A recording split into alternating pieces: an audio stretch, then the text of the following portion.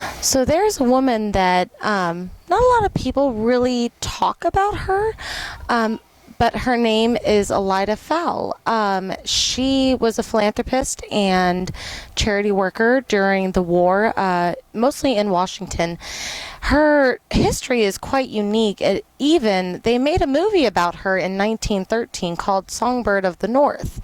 But it seems like she just kind of went kind of by the wayside after that. So just kind of wanted to talk a little bit about her history, her life, and kind of the stuff that really her and her husband influenced during and after the war.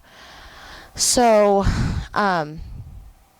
originally, so she was born in New York back in 1842 to a very, very patriotic family. Her great-grandfather was in the Revolutionary War, and the stories got passed down from that to her and her sister about service and love of country. So they ended up moving to Washington in 1861, just before the war started. Her father ran a hosiery business, so they moved to facilitate that. Well, when the war broke out, Elida was just shy of her 19th birthday and was very compelled to serve in whatever way she could. But, you know, being a woman, you can't do too terribly much.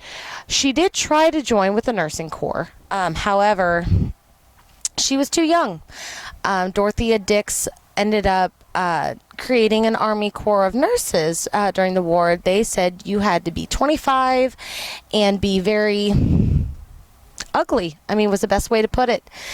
She didn't want all of her nurses to run off with the soldiers that they were, trying to help get better. So she couldn't serve in the actual nursing corps, so she found other ways to serve. With moving to Washington, her and her sister were very vocal with their music. She joined the U.S. House of Representatives choir. Our representatives back then would have church services at the Capitol every Sunday. It is where she met her future husband, Mr. John Fowle. He was involved with a lot of works with going to see the soldiers at the hospitals, even going out to the battlefields in the aftermath to serve bread to the soldiers, try to help with the wounded. So she took up that work with him. There's a really memorable story of back in 1861 in the fall, a prisoner exchange was done, and these soldiers that were held down in Libby prison down in Richmond came back to Washington to convalesce, to heal. And they got off the train and they were just very disheartened, very downtrodden. Well, John Fowle was a secretary for the Navy Department at the time. He wanted to try to boost the men's morale, so he asked them, do you guys want to hear a song? And, begrudgingly, a lot of the men said sure. He presented Miss Rumsey at the time to stand in the middle of this group of soldiers. She sang the Star-Spangled Banner with every bit of emotion that she could put into the song. And it stirred something in these men's hearts that they felt happy and pride again in the country that they were serving. They started requesting songs. They ended up throwing down a bunch of their knapsacks to give her a stage to stand on because she was so short. A lot of the men couldn't see her over the circle that was being made. And she took requests and sang songs, and she realized after that, this is how I can help. I can do something for the soldiers. So after that, she, for the next 2 years, did concerts in Washington, in Baltimore, even in Boston and New York, where she was from. And all the money that she raised from these concerts ended up going to create what was known as the Soldiers Free Library in Washington. It was not Washington, D.C. during the war, just to let you know. That's why I don't say Washington, D.C. Washington had multiple hospitals where a lot of soldiers were held up trying to heal before they'd either go home due to the injuries that they sustained or back in the field with nothing to do but lay in their bed.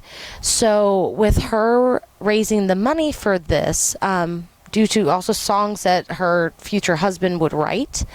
They got Congress to approve a building in Judiciary Square that had over 1,600 books that were donated by different areas, newspapers, writing implementations, and the soldiers who were there in Washington in the hospitals could go there, read books, write letters home if they didn't have their own writing utensils, and it ended up being the inspiration for our public library system that we now have today. Andrew Carnegie, which is a very well-known name to quite a few people, he credits John Fowle and Elida Rumsey Fowle as his inspiration for donating all the money to help found. He founded thousands of libraries in New York and Massachusetts, all over the place, and he credits them and the work that they did in Washington as part of his inspiration, which really made me feel good, because I'm quite the avid reader myself. Well, the other side of what Elida liked to do, I told you they would go out to the battlefields. It started after the Second Battle of Bull Run. Her and John and a few others packed a wagon with about 450 loaves of bread,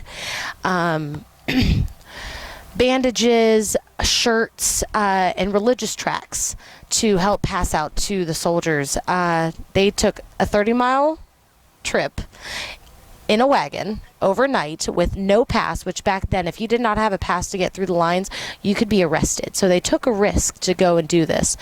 They ended up arriving there just outside one of the field hospitals, a small building that had about a 50-person capacity for these soldiers that were getting treated. She stayed out with the wagon for a while, passing out the loaves of bread. By the time most of it was gone, she decided to go in and see what she could do to help. Like I said, she wanted to be a nurse. She thought she could be a nurse. She had a little bit of a wake-up call. The first soldier that she saw that needed help said that his bandage on his arm was too tight. The surgeon had just wrapped the wound because he had a gunshot wound to his arm. It went straight through, so it was just bleeding. So he'd wrapped it too tight and it was hurting the soldier. She decided to unwrap it and clean it up and rewrap it a little bit lighter. However, when she started to wipe away the dried blood, the wound started bleeding through again. It got on her dress, on the floor.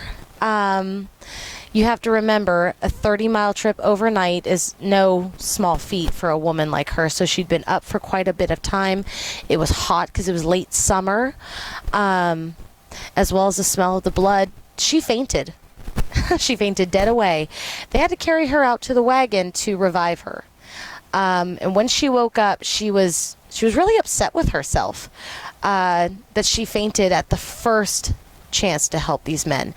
She went back inside, a bit paler, but she went the rest of the day helping any and every soldier that needed her help. Other groups ended up bringing supplies that they ended up leaving in her charge to be distributed and used. And you've got to remember, a lot of these men had been cut off from their supply train for over 24 hours. Some of these men hadn't had medical help or food in 24 hours after that grueling battle. So she found that she could go into the hospitals there in Washington and keep a stiff upper lip to help these men. But one of the times was very awful for her that John ended up writing a song about. There was a 17-year-old boy that had been injured at Williamsburg. He ended up catching typhoid fever and later consumption, which we know more today as tuberculosis.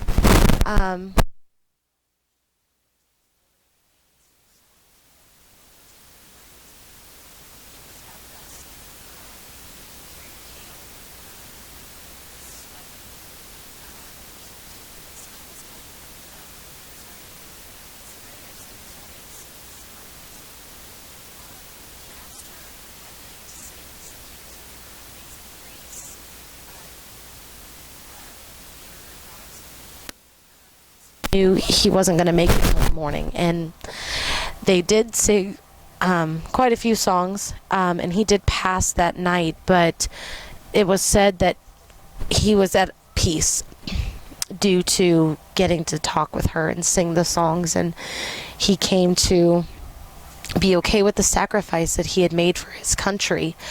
And Elida, that stuck with her for the rest of her life. And the song that John ended up writing for her was called "The Dying Soldier Boy," because 17-year-old boys shouldn't be out there fighting a war like what they did. So, as I said, that took quite a toll on her. So they kept going with their fundraising abilities, raising money, and doing whatever charitable works they could for these soldiers.